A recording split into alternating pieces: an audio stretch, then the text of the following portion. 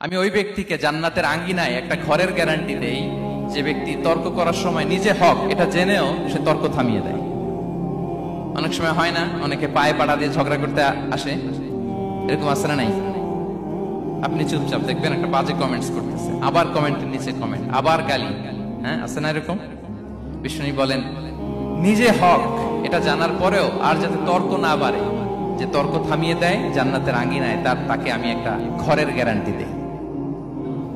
ওয়াবিবাইতিন ফি ওয়াসাতিল জান্নাতি লিমান তারাকাল কাযিবা ওয়া ইন কানা মাযিহান। আর ওই ব্যক্তিকে আমি জান্নাতের মাঝখানে একটা ঘরের গ্যারান্টি দেই যে ব্যক্তি কৌতুক করার সময়ও মিথ্যা পরিহার করে।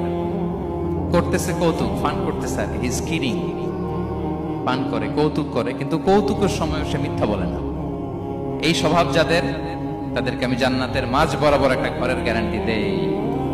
এরপর বিষ্ণু কি বলে দেখেন, তিনি বলেন ওয়াবিবাইতিন ফি আ'লাল জান্নাতি লিমান হাসানা খুলুকাহু।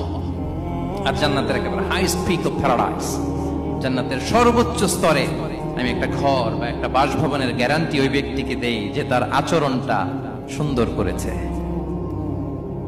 যে সুন্দর আচরণের অধিকারী হয়েছে, তাকে জান্নাতের হাইস্ট পিকে আমি একটা বাসভবনের গ্যারান্টি দেই। তাহলে বলেন তো আমাদের আচরণটা সুন্দর করার দরকার আছে না নাই? এটা খুব ছোটখাটো একটা আমল, তাই না? কথা বলেন দক্ষিণ কোরিয়া প্রবাসী ভাইরা, আওয়াজ করে বলেন এটা কি ছোট আমল? দেখলে সালাম দিব, সুন্দরভাবে কথা বলবো, ভালো উইশ করব, হ্যাঁ, হিংসা জিঘাংসা অহংকার থেকে মুক্ত থাকবো, খিটখিটে মেজাজের হব না, অলওয়েজ স্মাইলিং ফেস থাকবে আমার, হৃদ্যতাপূর্ণ আচরণ। এই কাজটা কি ছোট আমল?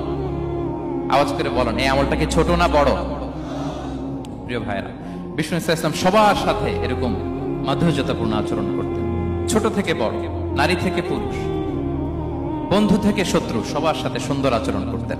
এবং তার এই চমৎকার আচরণে মুগ্ধ হয়ে তার অনেক শত্রু মুহূর্তে তার বন্ধুতে পরিণত হয়েছে।